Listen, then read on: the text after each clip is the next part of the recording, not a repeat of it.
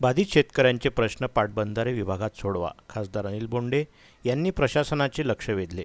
नुकतीच खासदार डॉक्टर अनिल बोंडे यांनी जलसंधारण विभागाचे अधीक्षक अभियंता यांच्या दालनात शेकडो शेतकऱ्यांची बैठक घेतली. या दरम्यान त्यांनी शेतकऱ्यांच्या समस्या प्रशासनाच्या निदर्शनास आणून दिल्या. मोर्शी विधानसभा मतदारसंघातील बेलसावंगी धरण प्रकल्पासाठी पुसला येथील शेतकऱ्यांच्या जमिनीचे संपादन व मोबदला, लोणी येथील ऋषीबाबा प्रकल्पातील शेतकऱ्यांच्या जमिनीचे संपादन व मोबदला, सावंगा येथील महादेव प्रकल्पातून लोणीतील ऋषीबाबा प्रकल्पाला पाणीपुरवठा डॉक्टर बोंडे यांनी पाटबंधारे विभागाचे अभियंता आणण्यासाठी चर्चा केली.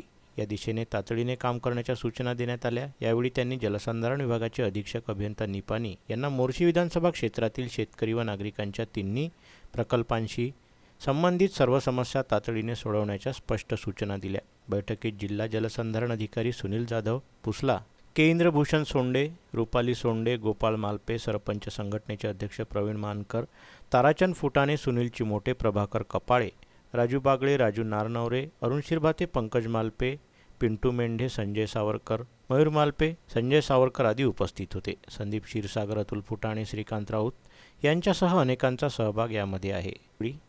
बहुसंख्य शेतकरी उपस्थित होते.